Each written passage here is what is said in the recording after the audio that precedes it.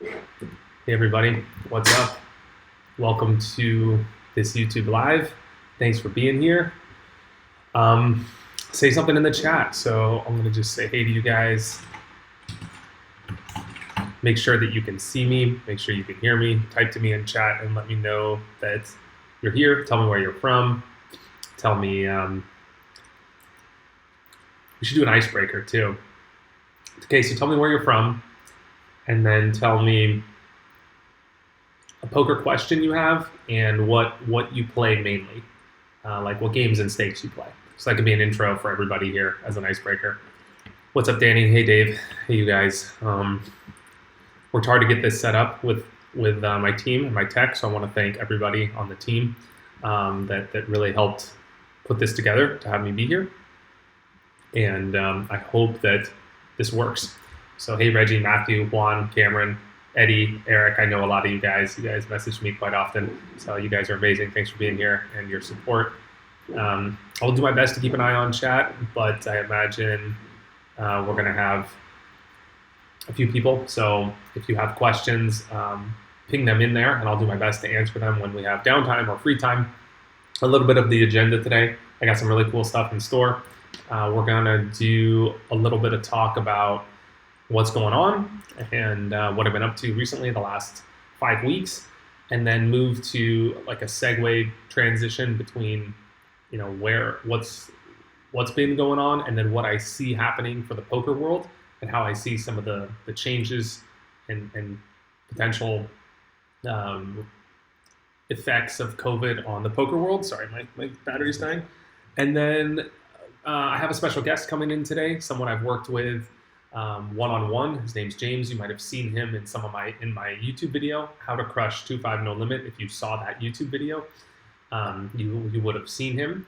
And we're going to do a little talk. He has a hand that he wants me to review. We've worked together one-on-one, and I've coached him over the past couple months. And we're going to give you a deep dive, like behind the scenes, into a coaching session with me. So he's going to send me a hand. I haven't seen the hand. We're going to review it together, and then he's going to ask some questions, and it'll be a little mini coaching session. So you guys will be able to see what that's like, and most importantly, learn what we're working on and how to apply those tactics and strategies to your game. So that'll be really exciting. And then I will open it up for questions. There's a chance I could take in calls, no promises.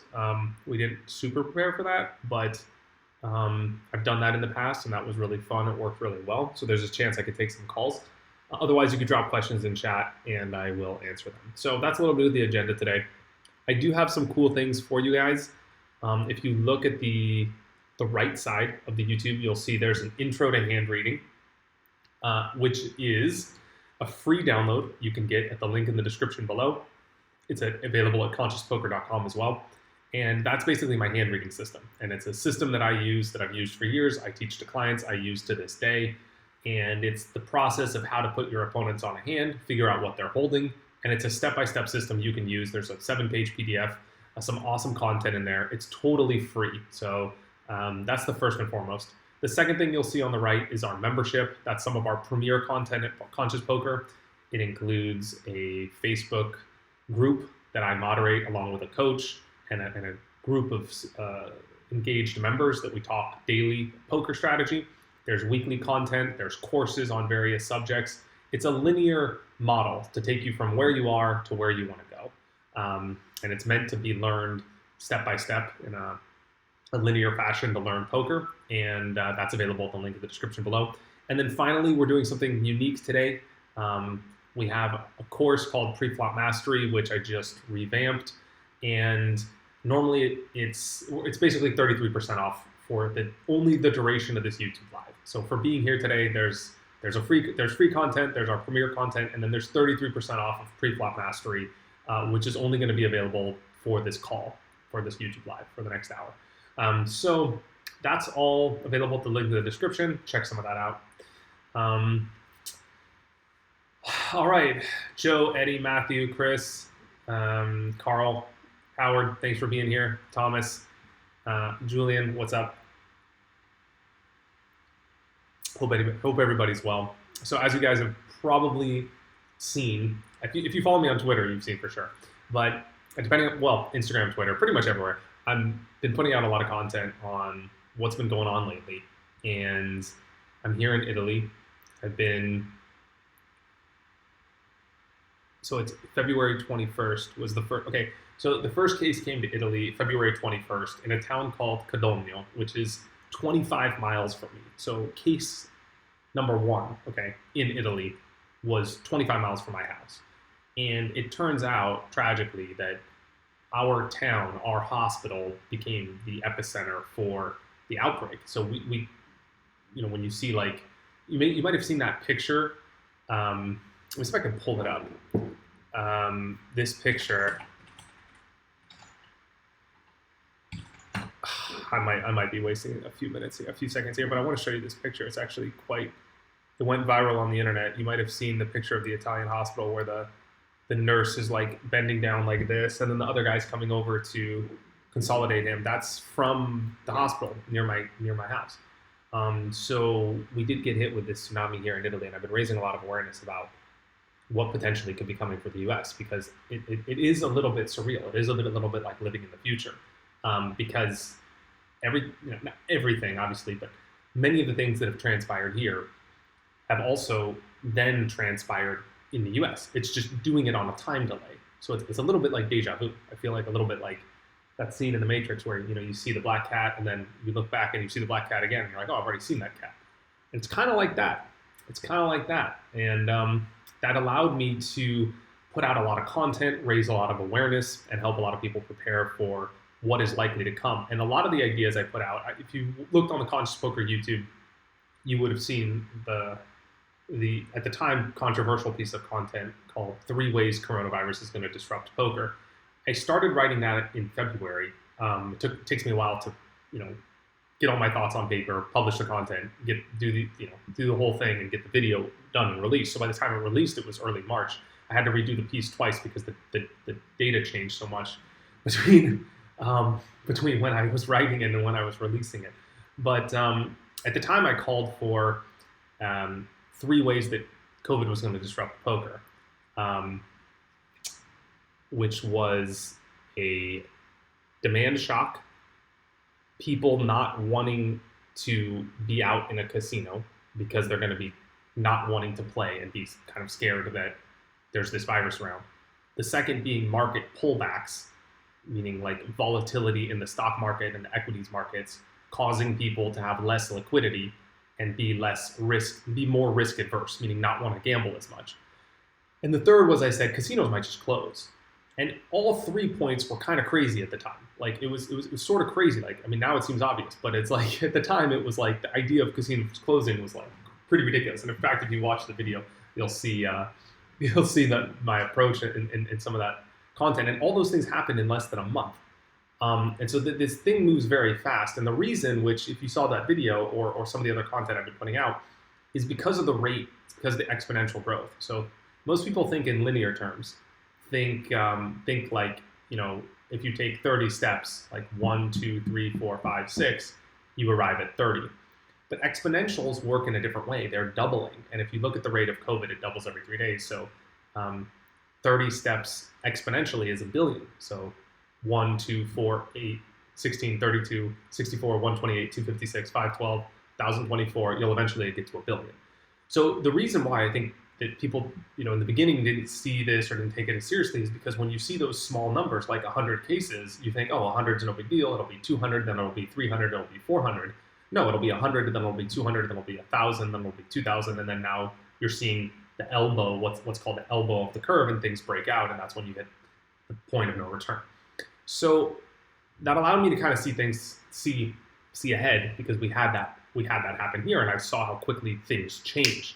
And I saw how quickly things go from life is normal to people not wanting to be around other people. So I put out a lot of content on that, mainly on alectorelli.com and my other YouTube. So if you look at youtube.com/alectorelli, which I can just put on alectorelli.com, you can look at there, alectorelli.com/blog, or if you guys are on YouTube, youtube.com/alectorelli.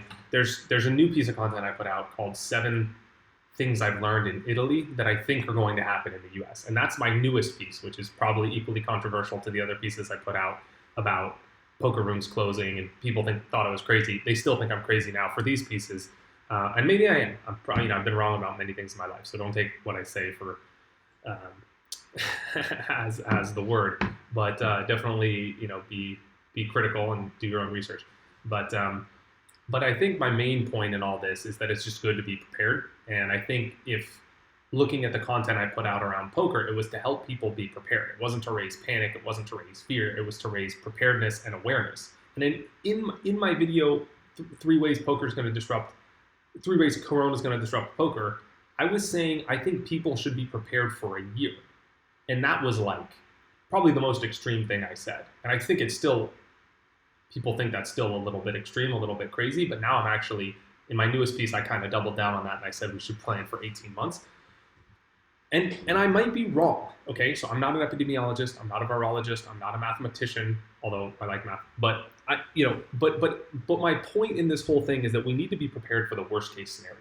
Because if you, and this is the piece I wrote on alectorelli.com about a bet we cannot afford to lose. It's about analyzing the different scenarios and understanding which one to prepare for that makes the most sense. So if you prepare for the worst case scenario and it doesn't transpire, there's really no harm done. You're just prepared. But if you don't prepare and the worst case scenario transpires, then you're screwed. So if you prepare, like I said, for a year of COVID disrupting poker, and your income comes from poker, or let's say 1,000 of your income a month comes from poker, or just you extrapolate the lessons that I'm talking about with poker and apply it to your business, right? Because if a casino closes, what else is going to close? If a casino closes, well, it just means it's a metric for things that contain a lot of people that are going to close. So if you're in a sporting event industry and you apply the same logic, well, industry might close too. But if you plan on a year and you plan, mentally, you plan financially, you plan to be prepared, whatever that means for you and the things that we talked about, then you're prepared. And if it doesn't happen, then it's a free roll. That was my point. I was like, these ideas might be crazy, but I'm protected by planning for the worst case. So my main thesis with this is that, we think that things are going to open in a month, okay? In a week, 2 weeks, whatever, okay? We said 2 weeks, whatever. I'm sitting here in Italy, okay? And we locked down measures on March 4th, okay? It is now, let's say it's been a month, okay? Let's just say it's been a month. We still are unsure if we've hit the peak number of cases. But when we hit the peak number of cases, it's not like we have to be sure of that first. Let's say that takes another week. But we still have to come down the backside of that graph and get below where we initiated the lockdown in order to relax the measures. Right? So that might be another month. But then what happens? You relax the measures, and then the thing friggin' explodes again, then you lock down again. And if you look at the study out of Imperial College, which I quoted in that piece on alectorelli.com, they said that they expect these intermittent lockdowns to happen, where you have society functioning, obviously not people going to sporting events or maybe not going to school or whatever, but society functioning in a limited way for a period of time, and then potentially restricting function if things exceed the limit of the hospital's capacity. And this could go on and off until there's a vaccine or we have herd immunity, and both those things could take a very long time.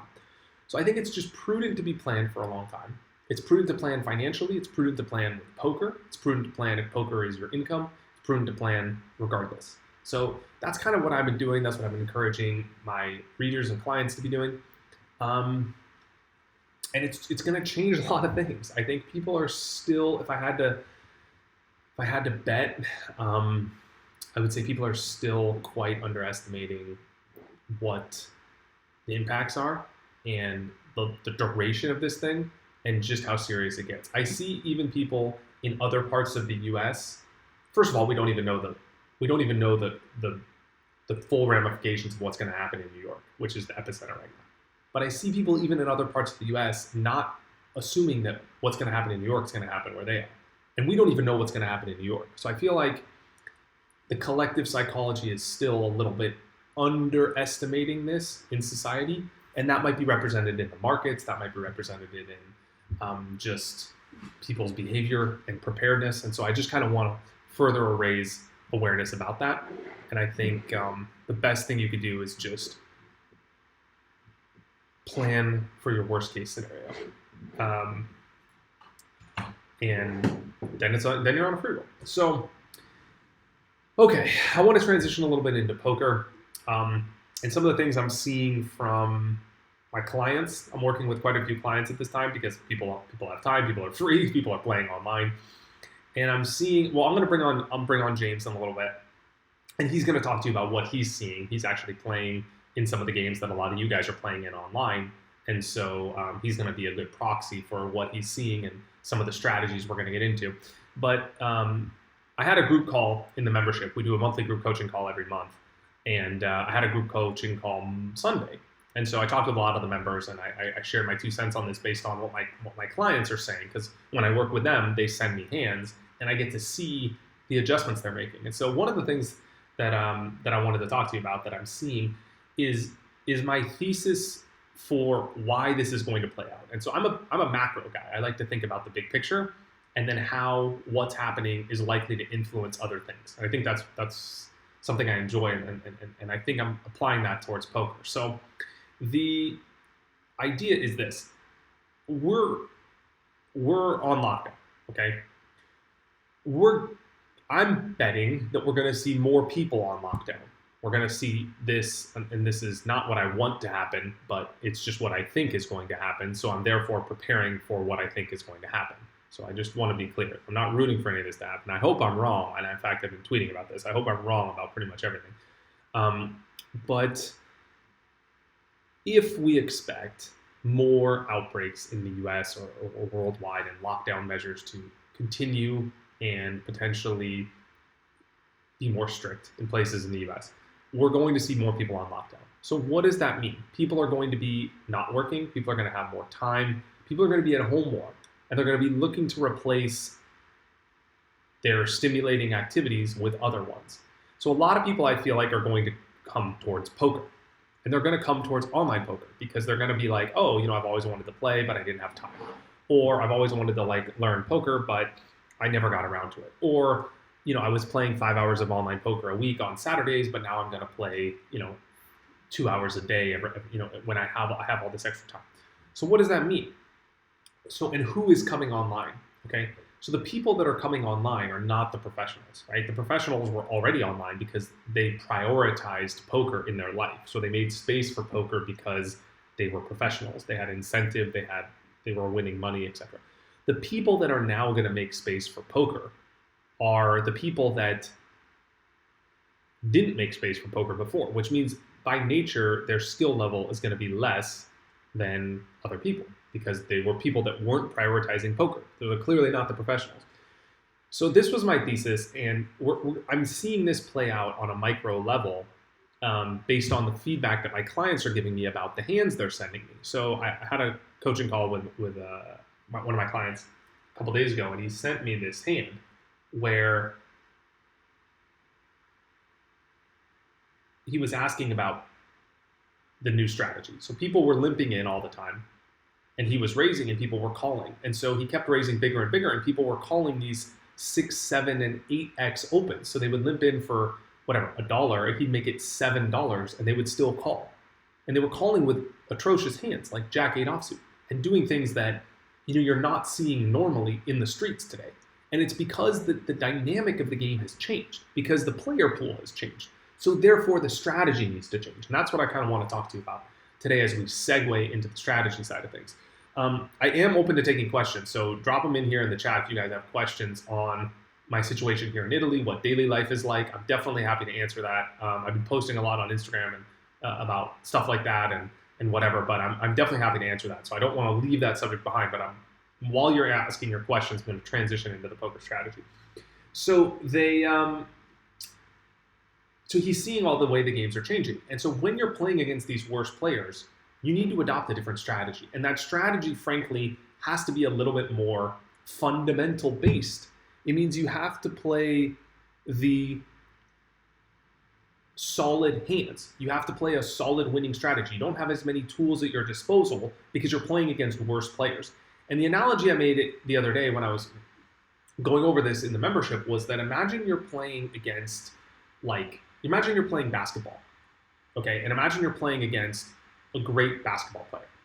You have to be able to do a lot of moves. You have to be able to do, crossover, fadeaway jump shot, shoot 3-pointers, drive to the basket, and you need to have all these tools in your arsenal to be able to effectively win against that player. So it's the mystery of what you're going to do next that makes you difficult to play against, and the fact that you can shoot a lot of different shots. When you're playing against, a 7-year-old, you don't need all these tools. I mean, you can still shoot a 3-pointer, but why would you? You can just drive to the hoop and put the ball in the basket. And so this is the strategy on a macro level that you're likely going to need to apply against these worst players that you're playing against online, because it means you're going to need to just be simply playing better hands than them. You're going to need to be raising with stronger hands. You're going to need to be playing a more solid game. You're going to need to 3-bet with a stronger range. You're going to need to bluff less and value bet more. You're going to need to call more often when they're bluffing, etc.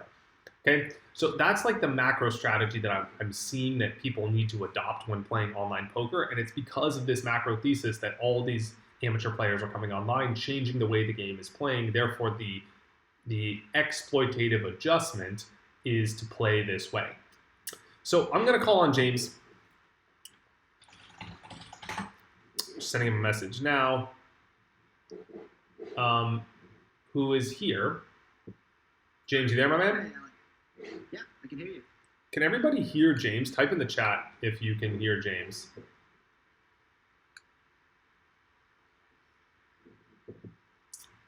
Hey guys, Michelle, what's up? Joe, Bob, Mac, Dustin, Musab, I hope I'm saying that right, Anthony.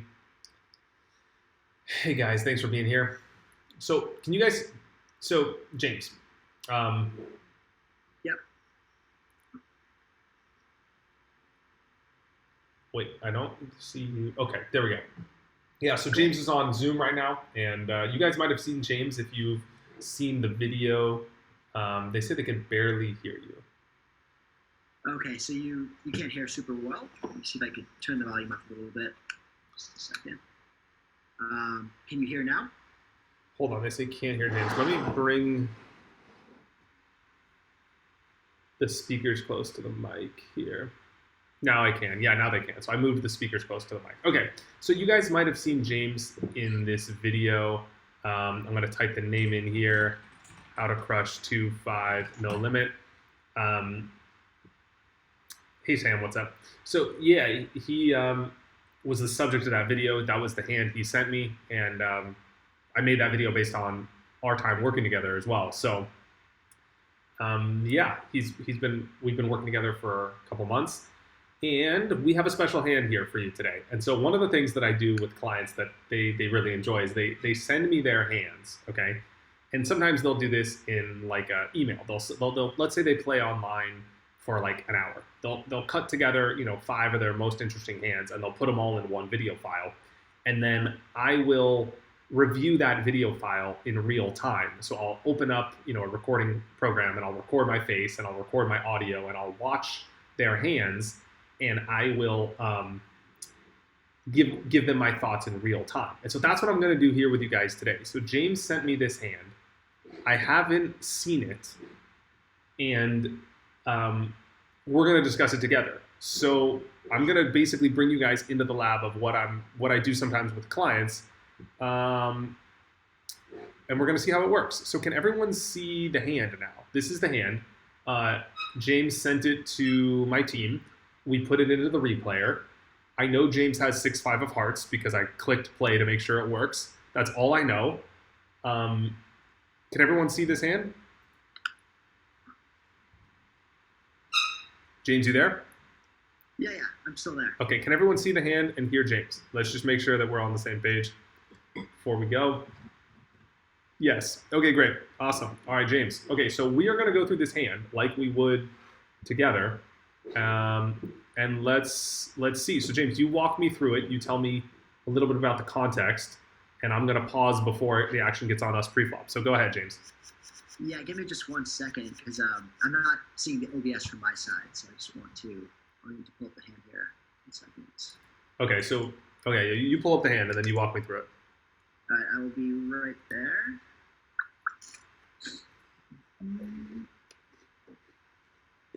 So I have villain 2 in the cutoff, raises to $2 after a limp under the gun. And we have 6-5 of hearts in the small blind. That's where I'm at right now. And I hit pause because I want to share my thoughts before I see what you do. Yeah. But I want to know your thoughts first about, well, I don't know. I don't want your thoughts to bias me, but tell me what you're thinking about Villain 2, and then I'll give you my thoughts about what I think we should do here.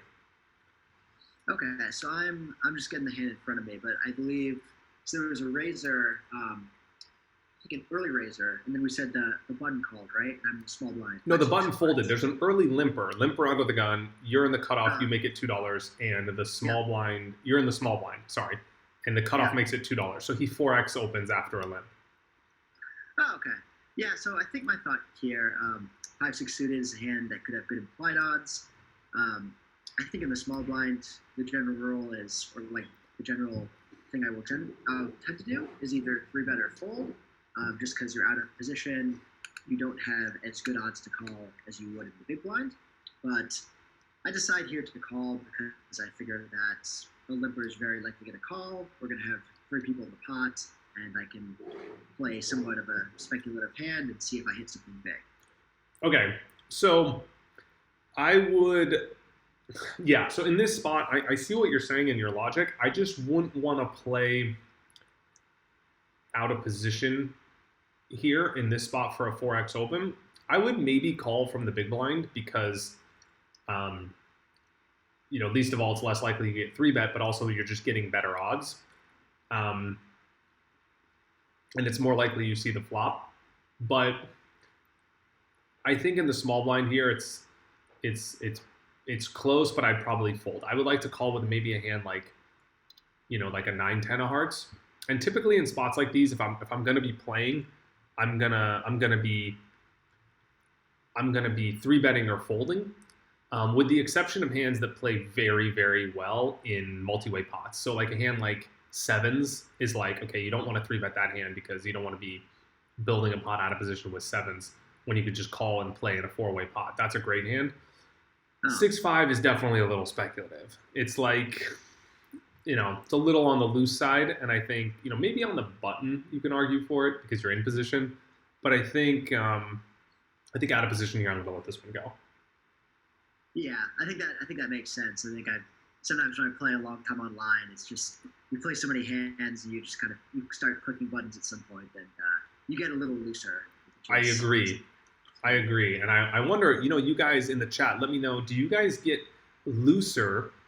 Do you guys find it harder to be patient online or harder to be patient live? Let me know in the chat. James, what about you? I know, James, you play a lot live. You play a lot of 2-5. Where do you find it more difficult to be patient, online or live?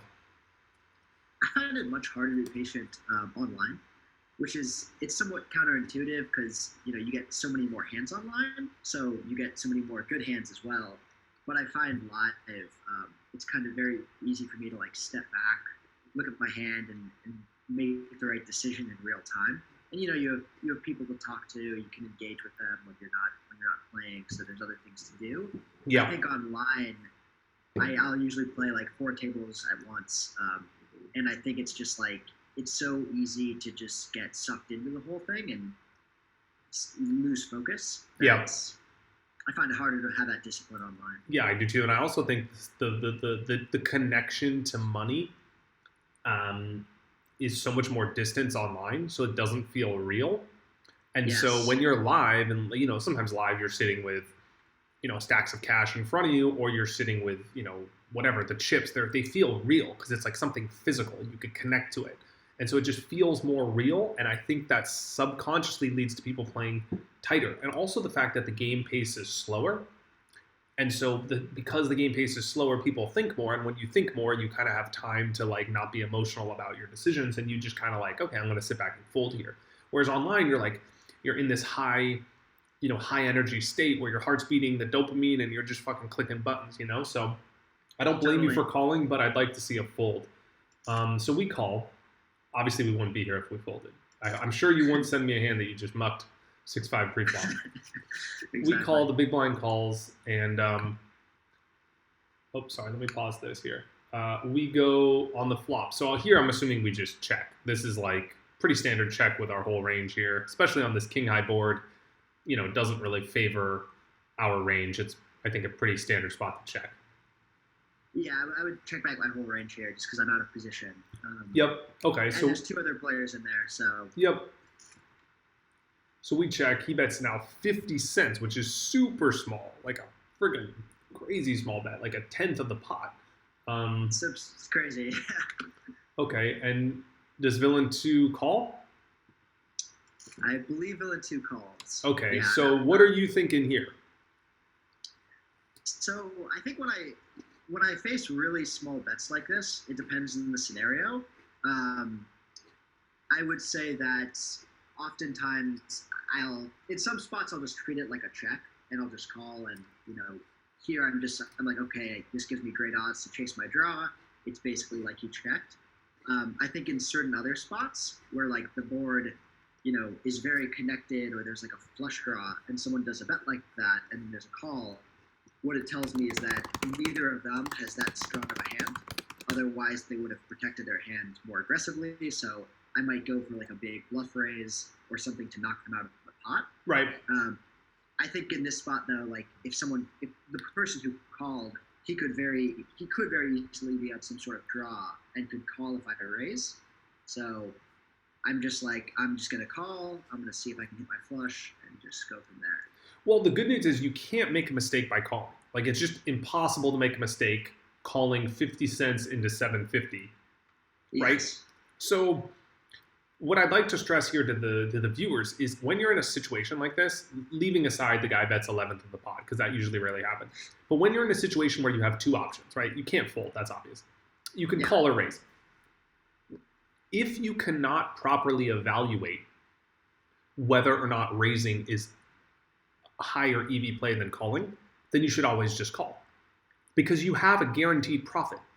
So it's like evaluating two different investments, two different companies, two different whatever. If you have one that's a guaranteed profit and you can't evaluate the other one, well, you have to take the guaranteed profit. It's only when you can evaluate the other one and be relatively certain that it's a higher profit than the guaranteed one that you should take that line. Does that make sense? Totally. So I would say here, raising definitely has merit, and I would say that raising is a fine play, and you have to size it correctly too. So there's a technical aspect of raising here that's worth mentioning. But if you don't know what to make of the bets, or you've seen people do this with strong hands, or you're playing against opponents that you don't think are going to fold, and it's just too many unknowns or it's too risky, just go ahead and call. That said, if you could read into this and you know that like villain 2 never has anything because he would definitely have raised, and villain 1 is just like some super fish that's just donking and whatever, go for it and you raise here. But you gotta make it like $6, because what you don't want to happen is them to just call with like a gut shot or whatever and then not know where you're at on the turn, and then now you're just betting kind of blind. You really want to apply a lot of pressure on this flop here and take this pot down. And so I would definitely be making it like $6, $7. Like I would make a pot size raise and try and take this down. I would also say, and this may or may not matter, but if I did have a hand like a king for value, like king queen, I would always be raising here for value to balance my range. And I think you're just so likely to have the best hand and you want to deny equity and protect against draws. And so if my opponents knew I was raising a king and they gave me more credit for value, then I would go ahead and mix it up and raise with some bluffs. But again, if they're not on any sort of level and they're just, they're not going to fold, then I would just call. So let's see what you did. One of the thing I would note is I've seen often that like the types of players who make these like 50 cent into 7-cent pots or $7 pots, they often don't really know what they're doing. Like they're level 1 type thinkers. They just look at their cards. So I found against these types of players, if I throw in a massive raise, they might call me with like a really weak top pair. And then if you keep barreling, they're just gonna, if I keep betting big on the turn river, they could even stack off with like weak top pair. So I just don't even want to get in these spots. Yeah, I don't blame you. Then I would just call. Go for it. So we call. That's totally fine. Oh, Turn comes a jack of hearts. So Yeah. this is good. I mean, normally I would say I would be probably checking here, but because of the super small bet size on the flop, um, it almost throws that for a loop because you almost have to kind of assume the flop got checked through. Um, so that kind of gives some credence to betting. Mm. Whereas if like the flop went bet call, then I would almost definitely be checking, like a real bet and a Yes. call, because then I would be definitely checking. But here I can't blame you for leading out for two-thirds pot or something like that. I think if you lead, you got to lead pretty big, Yeah. especially because if someone has anything like a straight, two pair, a set, there's three straights that got there. There are definitely some two pair and set combos, and then there's also like pair plus flush draw combos like ace king with a heart, king queen with a heart, queen jack with a heart, are all fair game, and all those hands are going to call. So if you bet, you got to bet big here. There's no reason to bet like $2 or to be donking around. Otherwise, you got to check and then just sort of see what happens. It's too hard to say what you're going to do when you check because there's just too many options down the game tree. But what were you thinking? Yeah, it's like you were saying. Well, I think it's like you were saying. I thought that if someone had a big heart, they could very much just like check behind, and I'm giving them a chance to draw out on me. And in that scenario, if they hit their hearts, then I potentially lose money, or my equity gets counterfeited. Yes. And if they don't hit their heart, then I just don't get paid. Period. So at least my thought is I'm going to charge them to draw here. Cool. I think that's let's just keep going. So you bet out. Oh, well, that was your thought, but you didn't execute. Oh yeah. Did I just? I don't even have the hand in front of me now. Did I just check here? What was the play I did? Yeah, you checked. Okay. So I think I'm waiting to see what happens. Sometimes I'll bet out here, but I checked in this specific spot. Yeah, that's fine. And he bets pot now, which okay, so if he bet $1, I would be raising here, but now that he bets pot, I'm probably just calling and then just check calling any river. Villain 2 calls. So now I'm just calling. Yeah. I'm not even like loving this spot. I mean, I think you're ahead, but I mean, I think you're ahead, but at the same time, pot and a call, I'm just gonna call and pick off bluffs on the river. Yeah. You know what you could even do on the river is you could even bet fold the river against and like try and get value from like two pair or a set, which wouldn't be a terrible idea either. So that's another option as well. Just because you're gonna call a bet on the river anyway, and it's unlikely that a hand like two pair is gonna bet the river, but two pair might call the river. So all those hands that you beat that you want to get value from, you get more value by betting. And then if he jams, you can just fold. Yes. Oh, so now this is actually kind of a good river to bet, especially because any ace is probably going to call. But then again, there's not that many aces that people can have here unless it's like ace king, ace queen, or like, the nut flush, like an ace with a heart. But I don't know. Like, I would want to think about how likely you're going to get outplayed. Like, if you bet here is like ace X with the ace of hearts going to bluff you off this hand. Probably not. I think, it would be a fine play. If you bet, you're generally pretty safe here. The issue I have in these spots, which is exactly what happened here, is like, I think it's a few things. It's that I'm afraid that if I check, he could just jam, let's say, and then I'm in a really tough spot, and maybe he is making a move in that scenario. I could bet, and if he raises me, then I pretty much know he has it, and I could just fold. But the issue I have, I'm usually good here when I play live, but when I play online, I bet, I get raised, and it's like I start rationalizing why, like, oh well, I have the odds to call this, and like maybe he's making a move, and then they always have this. It's kind of how this Yeah, goes. I think if you bet, you have to kind of have a plan. And for those of you watching here, I think this is one of the things that I like to stress is that like before you take an action, guys, it's really important to have an idea of what you're doing and why, and what you're going to do when you're faced with the likely counter action. So obviously, if you bet and they fold, you don't need a plan. If you bet and they call, you don't need a plan. So the only thing you need to plan for is if you bet and they raise.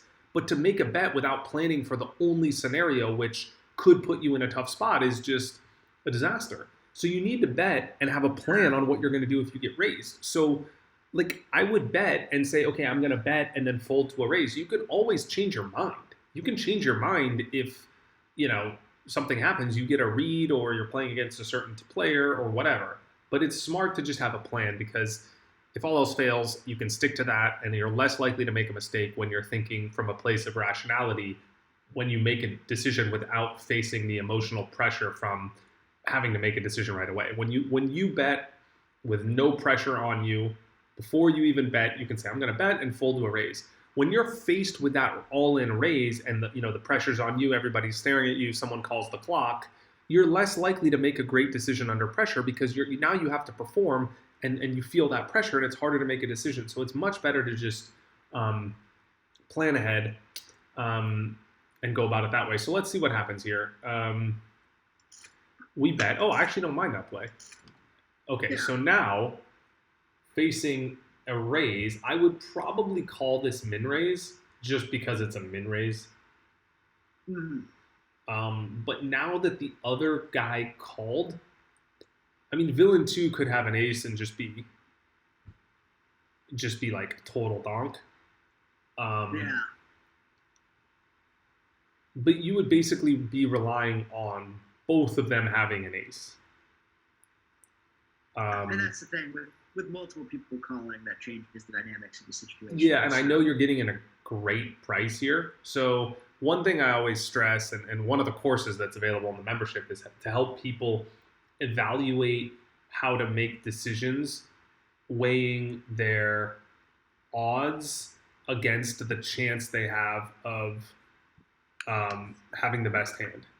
So, for example, in this situation, the pot is $100 and you have to call 15. So the first thing you want to think about is your pot odds, and you want to say, okay, I'm getting 15, I'm getting 100 to 15, so I'm getting like whatever 7 to 1, and I need to be right, 1 out of 8 times or something like 12%, 15%. Okay. Then what you do is you look at the ranges of hands that both players can have, and you evaluate whether or not you have the right price to call.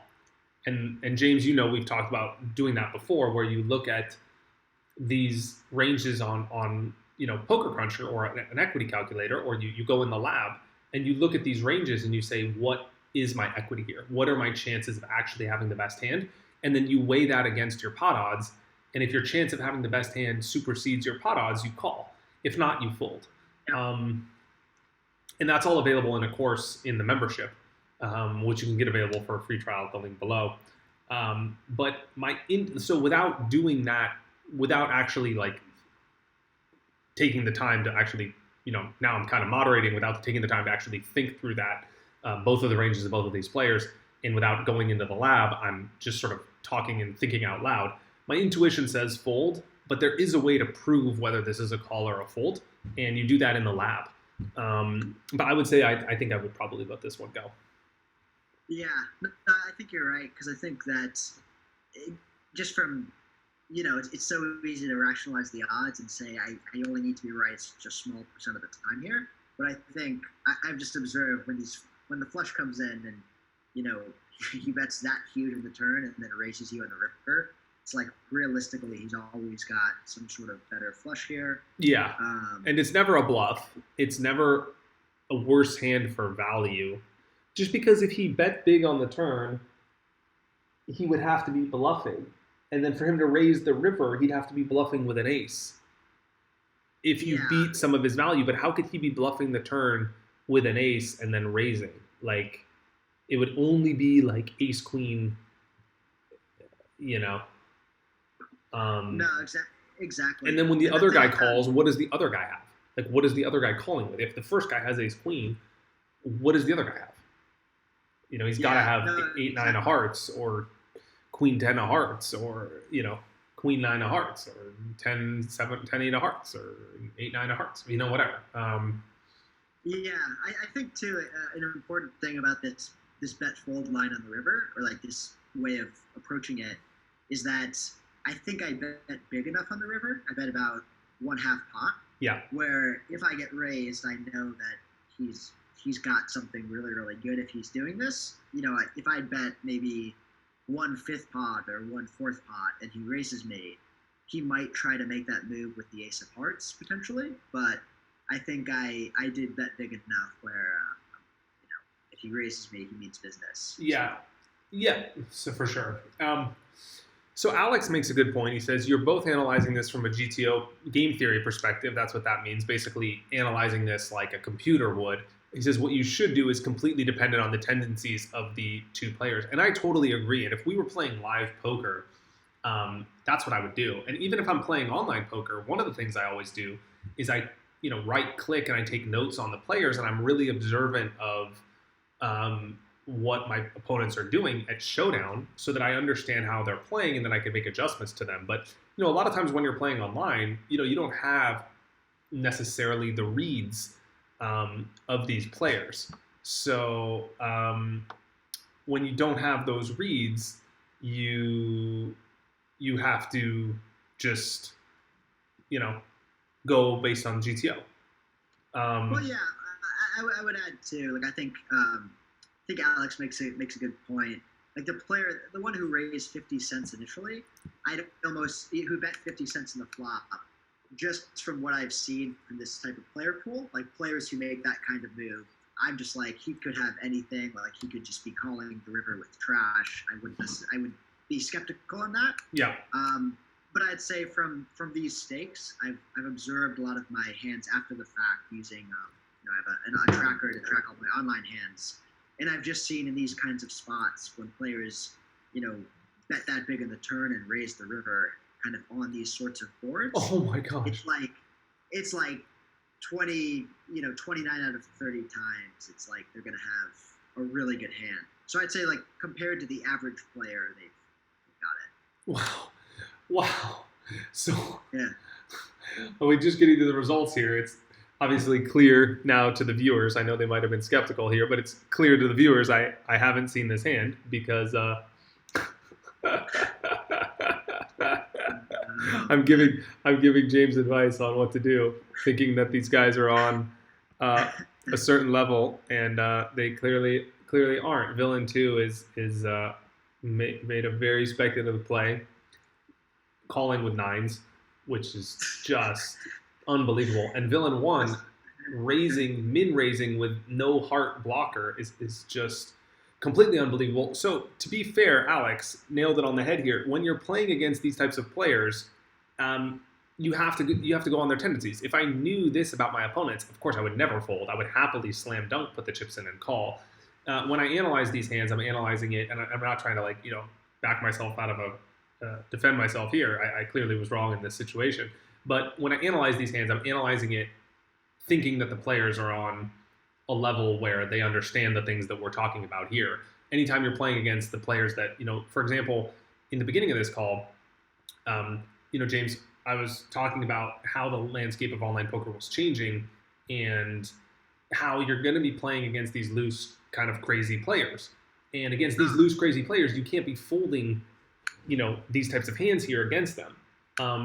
So, Alec, just really quickly though, I want to make sure the hand got sent properly. So the one guy had nines, the other guy has queen 2 of hearts though, so he actually did have a flush. Oh wow! So okay, so maybe it got entered incorrectly. So we were actually my team here. We must have made a mistake here on our end. The villain had queen 2 of hearts. So guys, actually, he had the flush there. Okay, so a weird raise pre-flop, but I guess he did have a flush.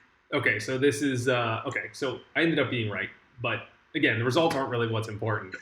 My point is still the same. When you're playing against players that are just as bad as villain 2, calling here with nines, you can't fold a flush here. Yeah. But if you're playing against players that know what they're doing and they understand how to hand read, I think you could get away from this hand. And that kind of segues. So this hand, the fact that it was done wrong and I didn't know the results and all this stuff, just clear that I had never seen this hand before. Usually, obviously, when I do the hand of the days, sometimes the suits get messed up with the team when they enter it into the replayer, and I correct it. I didn't correct this because I didn't see the friggin' hand, so I didn't have time to, I didn't look at it, so I didn't even think to correct it. I couldn't really correct it. But anyway, I hope you guys enjoyed that. Enjoyed that. I'm gonna try and we'll iron out these kinks here. But James, next time I'm gonna have to send this to you ahead of time to review, and then talk to the team to make sure that It's all good. It was all correct up to the river. So yeah. So anyway, these are spots where, like, when you're playing against these types of, like, if your opponent is super crazy, like villain 2, like if villain 1 was the same as villain 2, you could never fold the flush here because you just don't know what level they're on. And if they're these new players that are coming into online poker because of the lockdown and COVID, then you're just gonna have to pay off here, and you're gonna have to be like, whatever, I got a flush, and it's what it is. So that kind of brings me into what I know you had some questions for me too that you wanted to ask about.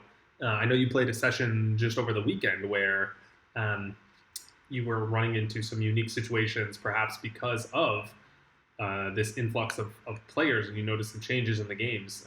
What did you kind of notice, and what questions did you guys have? Yeah. So should my questions, or is it for No, for you, James. Yeah, for you. And then, guys, if you in the chat have questions too, drop your questions in chat for me, either about whatever, life here in Italy or poker, and I'll answer them afterwards. And I want to get to audience questions as well. We're going to do that towards the end. Yeah, for sure.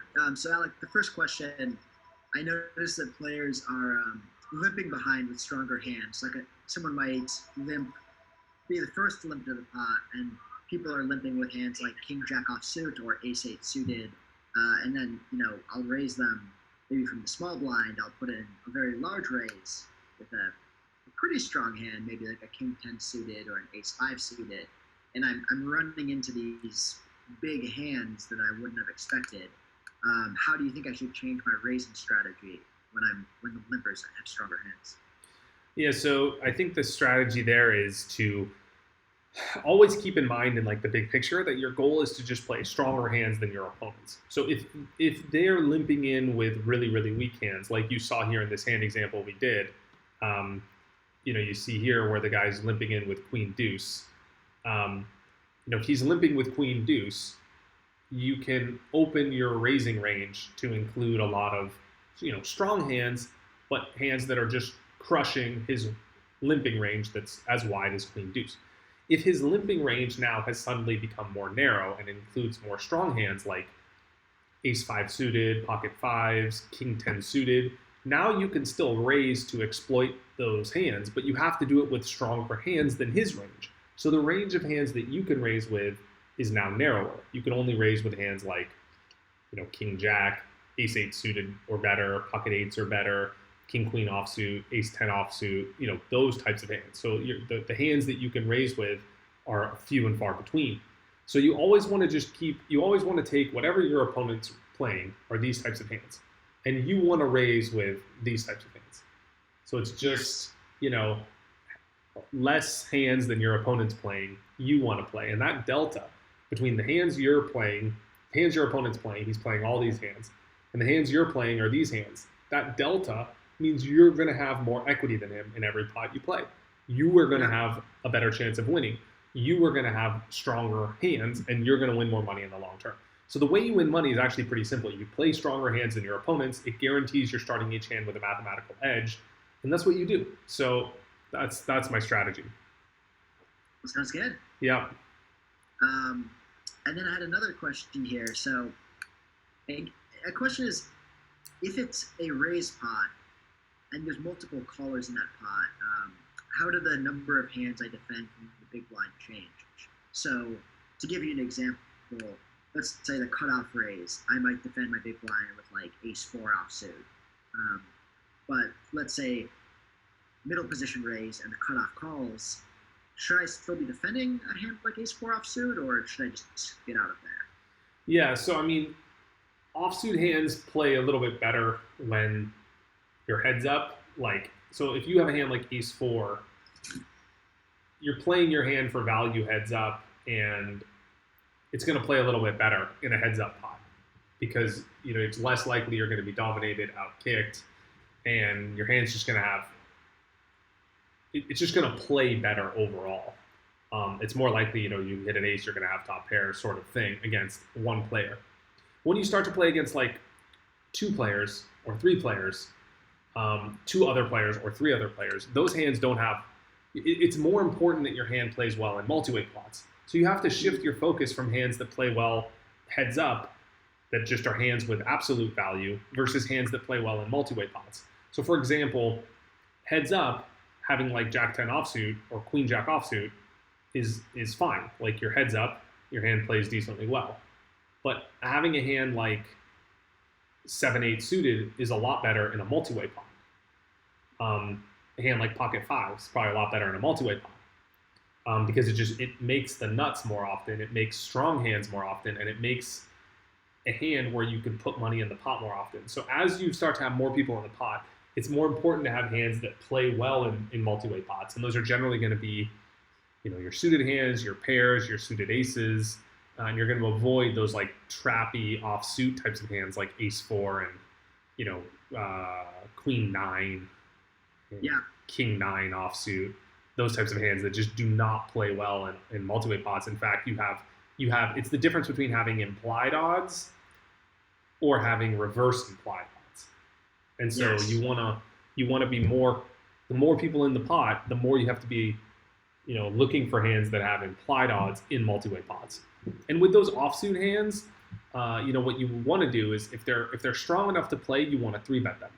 So if you do have a hand that's like, you get a limp, and a raise in the cutoff, and you have a hand like ace-jack offsuit and you're in the big blind, your hand doesn't play that well in a multi-way pot when you're out of position. You don't want to have ace-jack or ace-queen out of position against 4 other players. It's just like not that great of a spot. But if you 3-bet, now your head's up with the lead, plus you have the aggression, you have fold equity, plus you have the lead in the hand. Now suddenly your hand plays a lot better. The situation is a lot better for you. So I would be looking to take advantage of those situations. Sounds good. Yeah. I think I'm always afraid of getting like exploited or something in the big blind and overfolding. But I think that's a very good point. That if it's an offsuit hand, if it doesn't play well multi-way, just 3-bet or get out of the way and fold. Yeah, for sure. For sure, man. Well, I know we could go on forever. I'm sure you have more. We have more to talk about too. Any more quick questions too while we're here? I want to open it up to audience questions too here, and we're. Yeah, I'd say open it to the audience. Go for it. Okay, cool.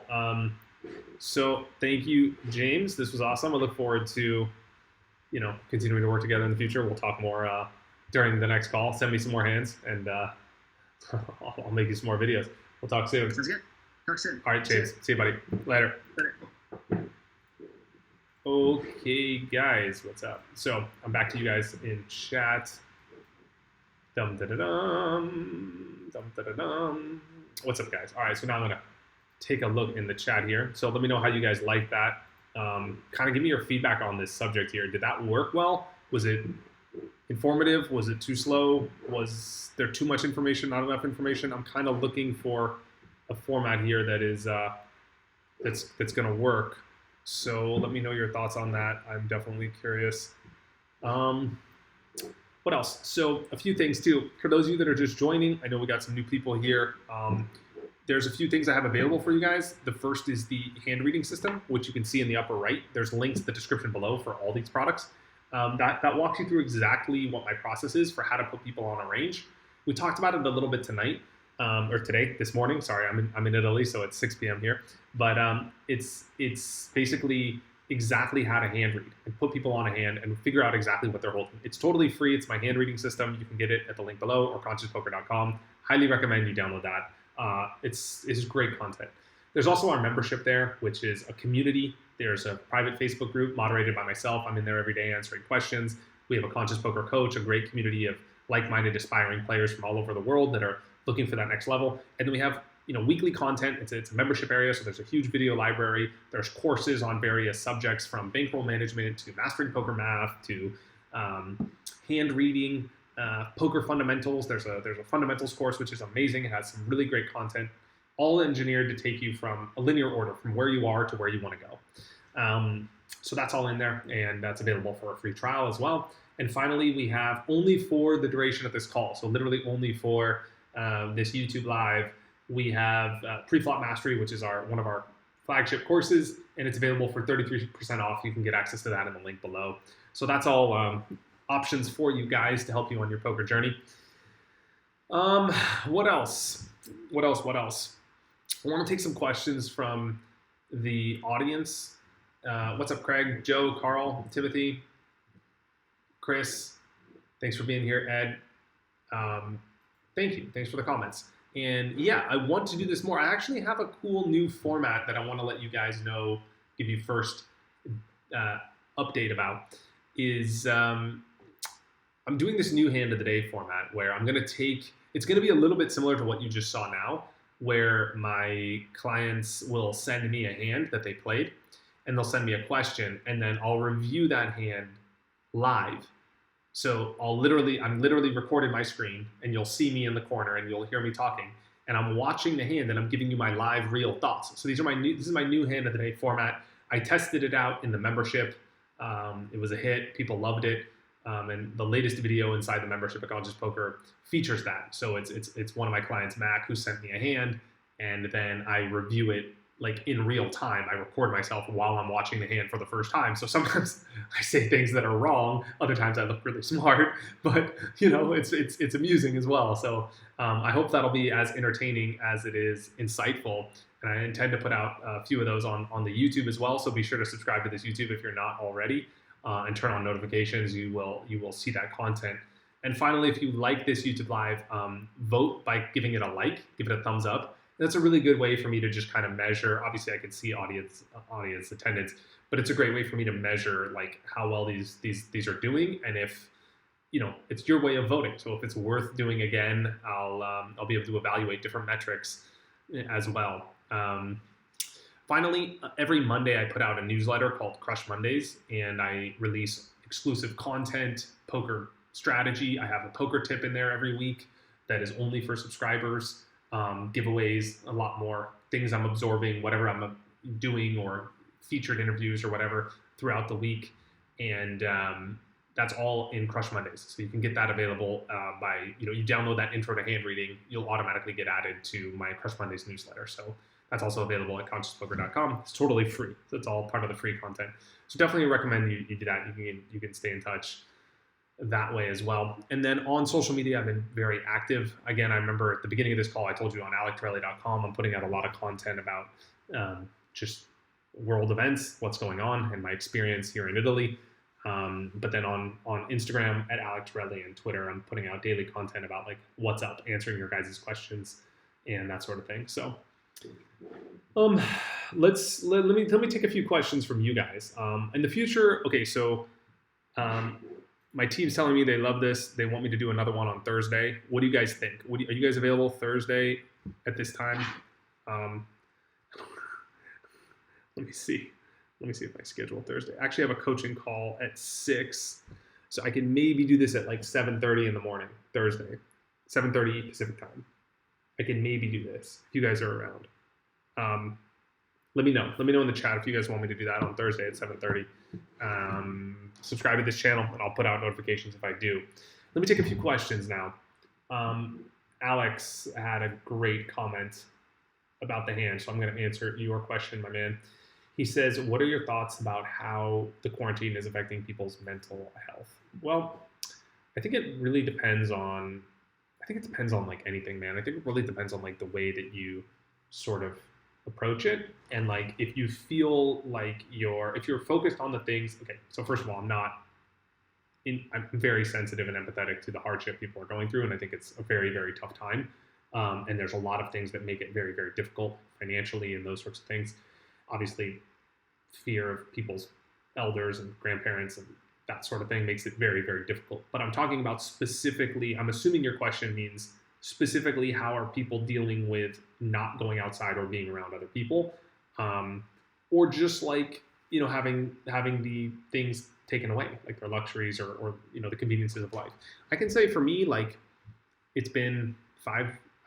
Italy's been locked down since March 4th, so it's been a month. I started social distancing since the day the first case happened here because I was reading a lot about exponential growth and the whole thing. So that was February 21st. So it's been 6 weeks or so, 5 weeks, and like I maybe have a little bit more used to it. I work from home. Obviously, it's difficult not going out and going to restaurants and whatever, but I have a great wife. I've got closer to her. And so I actually put out a tweet that this is going to be very polarizing for relationships. Like people are either going to get closer or realize that they're in a relationship they don't like because now they're going to be spending more time with their significant others and not having the ability to have distractions like going hang out with the boys or going to play sports or going to the office or doing all these things where they like only see their significant other like a couple hours a day and they can just kind of go on autopilot or cruise control through a relationship.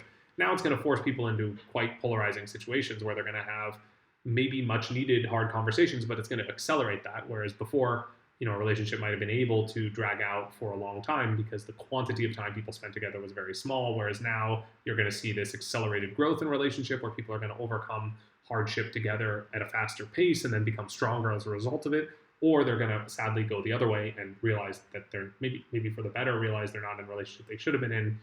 And it's going to put strain on relationships. So anytime you put strain on something, you're going to test its fragility, right? Like Anti-Fragile in Nassim Taleb's book, you really see what a system is capable of holding, of withstanding. You're going to see that in relationships. You're also going to see that with people in general. I think you're going to see that with people and their thoughts on the lifestyle they're living, like whether their actions are in line with their priorities, from things like where they're living, where they're spending their money, what they're spending their time on, whether they're in the job that's right for them, whether they're spending time with the people they care about the most. And I think you're going to see some good things come out of this. I mean, I'm an optimist, so I think I'm looking at the things that are going to be beneficial. Obviously, looking at the way that the pollution has stopped worldwide. You see the canals in Venice be, swimming with fish. You see them be, their water is green for the first time. There's definitely that aspect of it. And then there's also just the aspect of people now are connecting more. Like I talk to more of my friends now than I did in the past. Maybe because people have more time, but maybe also because people are realizing they need to be connected to other people more during this time. And it's a call to action, I think, to society to, wake up and realize like, what's important in life. And then so people start valuing relationships more, which is good. So there are definitely some good things that come out of it. And I think, Alex, to summarize, I think a lot of it is ultimately dependent on how you look at the quarantine. Like if you look at it like, if you look at it like you're forcefully locked down and you're unable to do things, then your focus is on what you cannot do. Your focus is on the fact you can't go out to coffee shops or restaurants or bars, or you don't have this party for your birthday, or all these things you can't do. And it's like, I can't do this, I can't do that. And then so your state of mind is negative. If you focus on the things you can do or the opportunities you have at your disposal, because now you have a lot of free time to learn something, right? So I've been learning a lot of things. Recently, I've been spending more time exercising. I've been doing things that are healthy, that I've enjoyed, that I've wanted to do for a long time. And I think this is an opportunity to look at it like, I've always wanted to write a book. Well, now I have more time. I'm going to spend an hour a day writing. And so now you could turn this quarantine into a opportunity. And I remember like a month or so ago, a tweet went viral that said, I think Isaac Newton discovered, one of his laws. I might be butchering this, but like during his time in quarantine, like discovered like some law of physics.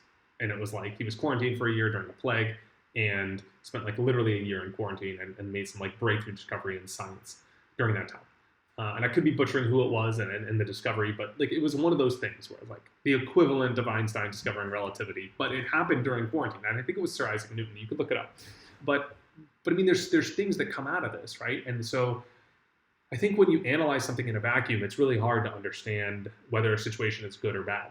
And you're seeing it, okay, right now this is objectively tragic. But I'm saying like for each individual person, um, to say like, okay, right now I'm not allowed to go out of my house. I'm in quarantine. This is bad. But maybe on the back end of that, 6 months or a year, because you went through this hardship, what doesn't kill you makes you stronger. You go through this, and then you end up going a different direction in your life that then sets the pace or the groundwork or the plants the seeds for a breakthrough that you have in 5 or 10 years because of the decisions you made now. Or maybe in this year, you finally write that book and it becomes a bestseller or something like that, right? And it becomes the catalyst for your new career or direction in your life. So I think it's too early to tell. I think it's a lot about how you look at it. And I think it's going to be very interesting time for a lot of people. It's going to change. It's going to change a lot. All right. Sam wants a video every day because they have nothing to do but play poker. Sam, I think you're in the membership, man. There's 200 videos in there. But yeah, I'll do my best to put out some more poker content. Let me take a few more questions. And then I'll wrap this up. All right. Let's see what's up. What is the best strategy? Mr. DLK has a question about poker in VR. Yeah, I've played poker in VR. I actually played it at the Poker Awards like 3 years ago, and it was a completely insane experience. Like I played, and this was 3 years ago, so I'm sure the tech is better now. But I went into VR and played poker, and I was like, this is the future. This is